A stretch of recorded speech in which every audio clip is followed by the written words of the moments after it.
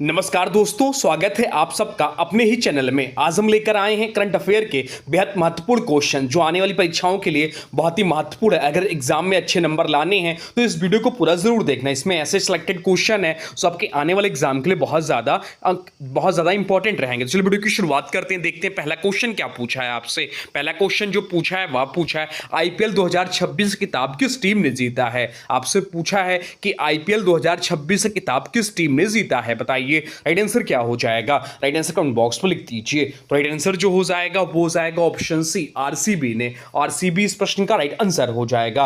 विजेता टीम रही royal Challengers Bengaluru यानी कि आरसीबी। उप विजेता कौन रहा? तो उप विजेता जो रहा वह गुजरात टाइटंस रहा। गुजरात टाइटंस जो है उप विजेता रहा। आरसीबी का यह लगातार दूसरा खिताब था। 2025 में भी आरसीबी ने जीता था, तो 2026 में भी आरसीबी ने ही जीता है। Final match Narendra Modi stadium Ahmedabad में खेला गया, यह भी ध्यान रखिएगा। चलते हैं अगले प्रश्न की ओर, देखते हैं अगला प्रश्न क्या पूछा है आपसे। अगला प्रश्न पूछा आईपीएल 2026 में ऑरेंज कैप किसे दिया जाता है, यह भी एग्जाम में पूछ सकता है। तो ऑरेंज कैप जो दिया जाता है सर्वाधिक रन, उस लीग में सर्वाधिक रन बनाने वाले खिलाड़ी को ऑरेंज कैप दिया जाता है। तो आपसे यहां यही क्वेश्चन पूछा है कि आईपीएल 2026 में ऑरेंज कैप यानी कि सर्वाधिक रन किसे मिली, ऑरेंज कैप किसे मिली, आप पूछा है आपसे, बताइए राइट आंसर क्या हो जाएगा। राइट आंसर कमेंट बॉक्स में लिख दीजिए। ये सभी क्वेश्चंस जो है आपके आने वाले एग्जाम में छपेंगे, बहुत ही महत्वपूर्ण प्रश्न है। बताइए इसका राइट आंसर क्या हो जाएगा। राइट आंसर हो जाएगा ऑप्शन बी, वैभव सूर्यवंशी। वैभव सूर्यवंशी इस प्रश्न का राइट आंसर हो जाएगा। वैभव सूर्यवंशी जो कि राजस्थान रॉयल्स का खिलाड़ी था। कुल इसने रन बनाए 776 रन इसने बनाए। स्ट्राइक रेट था 237.30 का। इतिहास में किसी भी ऑरेंज कैप विजेता का सबसे अधिक स्ट्राइक रेट रहा है। उन्होंने अपनी आक्रामक बल्लेबाजी से टूर्नामेंट में सबसे ज्यादा सुर्खियां बटोरी। अब चलते हैं अगले प्रश्न की ओर, देखते हैं अगला प्रश्न क्या पूछा है आपसे। अगला प्रश्न पूछा है आईपीएल 2026 में पर्पल कैप जो कि किसे मिलता है पर्पल कैप, तो सर्वाधिक विकेट लेने वाले खिलाड़ी को पर्पल कैप दिया जाता है। आपसे पूछा है कि किस खिलाड़ी ने जीती। आपसे पूछा कि आईपीएल 2026 में पर्पल कैप किस खिलाड़ी ने जीती, बताइए राइट आंसर क्या हो जाएगा। तो राइट आंसर जो हो जाएगा वो हो जाएगा ऑप्शन ए। ऑप्शन ए इस प्रश्न का राइट आंसर हो जाएगा। कासिगो रबाडा इस प्रश्न का राइट आंसर हो जाएगा। विजेता रहे कासिगो रबाडा, ये गुजरात टाइटंस के खिलाड़ी थे। कुल विकेट जो इन्होंने लिया 29 विकेट लिया, कुल 29 विकेट लिया। रबाडा ने पूरे टूर्नामेंट में डेथ ओवरों में शानदार गेंदबाजी की। यह पुरस्कार टूर्नामेंट में सबसे अधिक विकेट लेने वाले गेंदबाज को दिया जाता है। चलते हैं अगले प्रश्न की ओर, देखते हैं अगला प्रश्न क्या पूछा है आपसे। अगला प्रश्न पूछा आईपीएल 2026 का मोस्ट वैल्यूएबल प्लेयर किसे चुना गया। आपसे पूछा है कि आईपीएल 2026 का मोस्ट वैल्यूएबल प्लेयर किसे चुना गया, बताइए राइट आंसर क्या हो जाएगा। राइट आंसर हो जाएगा ऑप्शन सी, वैभव सूर्यवंशी को। वैभव सूर्यवंशी इस प्रश्न का राइट आंसर हो जाएगा। विजेता रहे Vaibhav Suryavanshi. Most valuable player खिलाड़ी का चयन रन, विकेट और फील्डिंग के समग्र प्रदर्शन के आधार पर होता है। वैभव ने बल्लेबाजी के साथ साथ महत्वपूर्ण मौकों पर टीम को जीत दिलाई। उन्हें इस सीजन का सबसे प्रभावशाली युवा खिलाड़ी माना गया। चलते हैं अगले प्रश्न को, देखते हैं अगला प्रश्न क्या पूछा है आपसे। अगला प्रश्न पूछा है आईपीएल 2026 के फाइनल में प्लेयर ऑफ द मैच कौन बना। आपसे पूछा है कि आईपीएल 2026 के फाइनल में प्लेयर ऑफ द मैच कौन बना, बताइए राइट आंसर क्या हो जाएगा। राइट आंसर कमेंट बॉक्स में लिख दीजिए। तो राइट आंसर जो हो जाएगा वो हो जाएगा ऑप्शन है विराट कोहली। विराट कोहली इस प्रश्न का राइट आंसर हो जाएगा। विजेता रहे विराट कोहली। फाइनल में कोहली की शानदार पारी ने आरसीबी की जीत की नींव रखी। फाइनल मुकाबला 5 विकेट से रॉयल चैलेंजर्स बेंगलुरु ने जीता था। यह विराट कोहली के कैरियर का एक यादगार फाइनल प्रदर्शन रहा। अब चलते हैं अगले प्रश्न को, देखते हैं अगला प्रश्न क्या पूछा है आपसे। अगला प्रश्न पूछा है मई 2026 में द्विपक्षीय सैन्य अभ्यास सिनेबैक्स द्वितीय का दूसरा संस्करण भारत और किस देश के बीच आयोजित हुआ है। आपसे पूछा है कि मई 2026 में द्विपक्षीय सैन्य अभ्यास सिनेबैक्स सेकेंड का दूसरा संस्करण भारत और किस देश के बीच आयोजित हुआ है, बताइए राइट आंसर क्या हो जाएगा। राइट आंसर हो जाएगा ऑप्शन है कंबोडिया। कंबोडिया इस प्रश्न का राइट आंसर है। सिनेबैक्स सेकेंड का पूरा नाम जो है कंबोडिया इंडिया बाइलेटरल एक्सरसाइज है, या भारत और कंबोडिया के बीच आयोजित द्विपक्षीय सैन्य अभ्यास है। इसका दूसरा संस्करण कंपोंग स्प्यू प्रांत कंबोडिया में आयोजित हुआ। अब चलते हैं अगले प्रश्न क्यों देखते हैं अगला प्रश्न क्या पूछा है आपसे। अगला प्रश्न पूछा है मई 2026 में भारतीय रिजर्व बैंक के नए डिप्टी गवर्नर के रूप में किसे नियुक्त किया गया है। आपसे पूछा है कि मई 2026 में भारतीय रिजर्व बैंक आरबीआई के नए डिप्टी गवर्नर के रूप में किसे नियुक्त किया गया है, बताइए राइट आंसर क्या हो जाएगा। राइट आंसर कमेंट बॉक्स में लिख दीजिए। राइट आंसर हो जाएगा ऑप्शन सी रोहित जैन। रोहित जैन इस प्रश्न का राइट आंसर हो जाएगा। भारत सरकार ने रोहित जैन को आरबीआई का नया डिप्टी गवर्नर नियुक्त किया। उन्होंने टी रविशंकर का स्थान लिया। आरबीआई भारत का केंद्रीय बैंक है जो देश की मौद्रिक नीति का संचालन करता है। आरबीआई की स्थापना ध्यान रखिए, आरबीआई की स्थापना हुई थी 1 अप्रैल 1935 को। आरबीआई का राष्ट्रीयकरण 1 जनवरी 1949 को। मुख्यालय इसका मुंबई महाराष्ट्र में। वर्तमान समय में गवर्नर संजय मल्होत्रा साहब हैं। डिप्टी गवर्नर है पूनम गुप्ता, एम राजेश्वर राय, स्वामीनाथन जानकी रमन और रोहित जैन। 4 डिप्टी गवर्नर होते हैं, नाम ध्यान रखिएगा। अब चलते हैं अगले प्रश्न को देखते हैं। अगला प्रश्न क्या पूछा है आपसे।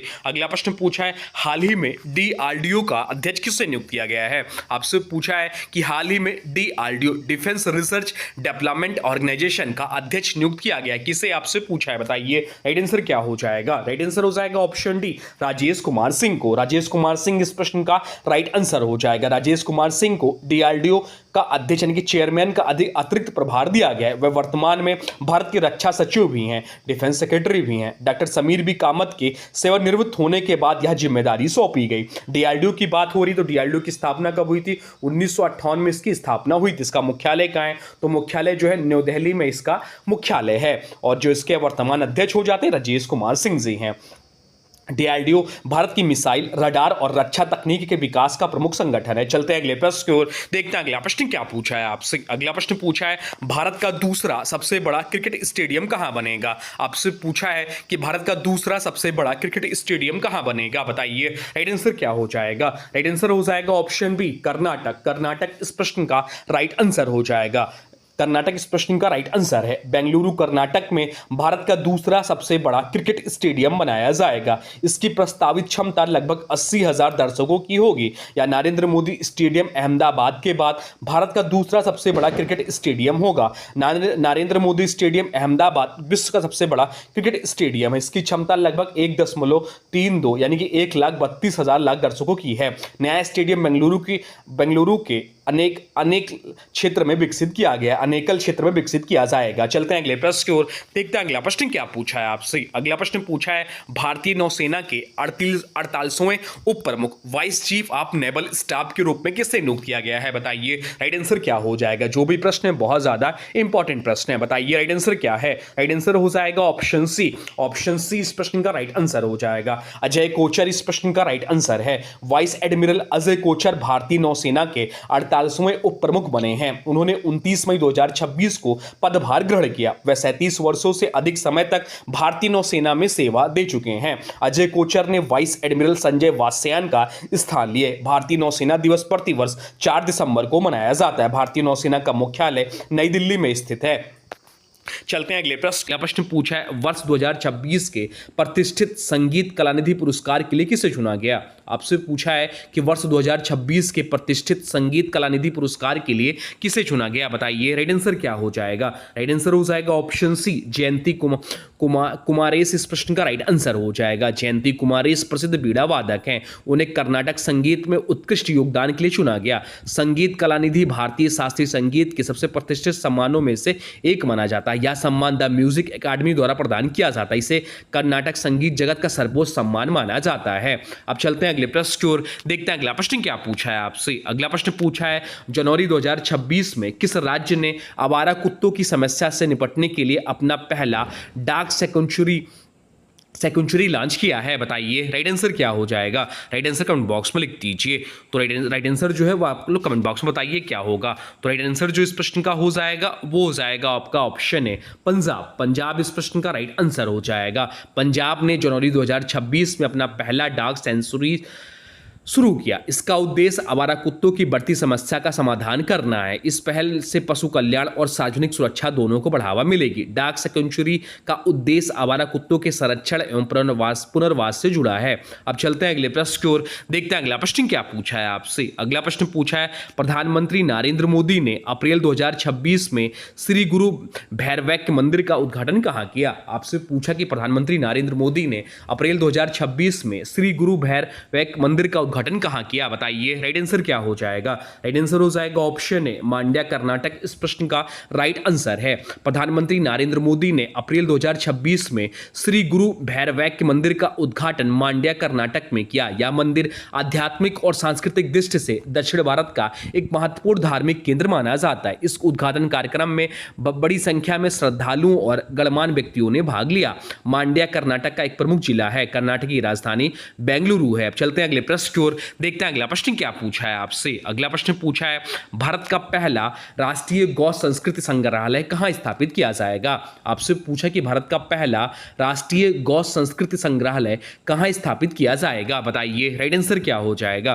राइट आंसर कमेंट बॉक्स में लिख दीजिए। तो राइट आंसर जो हो जाएगा वो हो जाएगा ऑप्शन ए, मथुरा उत्तर प्रदेश में। ऑप्शन ए इस प्रश्न का राइट आंसर हो जाएगा। भारत का पहला राष्ट्रीय गौ संस्कृति संग्रहालय मथुरा में स्थापित किया जाएगा। यह पंडित दीनदयाल उपाध्याय पशु चिकित्सा विज्ञान विश्वविद्यालय परिसर में विकसित किया जाएगा। इसका उद्देश्य भारतीय समाज में गायों के सांस्कृतिक, कृषि एवं आर्थिक महत्व को प्रदर्शित करता है। अब चलते हैं अगले प्रश्न की ओर, देखते हैं अगला प्रश्न क्या पूछा है आपसे। अगला प्रश्न पूछा है, फुटबॉल को बढ़ावा देने के लिए किस राज्य सरकार ने प्रोजेक्ट महादेवा शुरू किया। आपसे पूछा है कि फुटबॉल को बढ़ावा देने के लिए किस राज्य सरकार ने प्रोजेक्ट महादेवा शुरू किया, बताइए। राइट आंसर क्या हो जाएगा? राइट आंसर हो जाएगा ऑप्शन डी, महाराष्ट्र। महाराष्ट्र इस प्रश्न का राइट आंसर है। प्रोजेक्ट महादेवा महाराष्ट्र सरकार की पहल है। इसका उद्देश्य राज्य में जमीनी स्तर पर फुटबॉल प्रतिभाओं को विकसित करना है। यह परियोजना युवाओं को खेलों से जोड़ने और फुटबॉल संस्कृति को बढ़ावा देने पर केंद्रित है। महाराष्ट्र की राजधानी जो है मुंबई है। अब चलते हैं अगले प्रश्न की ओर, देखते हैं अगला प्रश्न क्या पूछा है आपसे।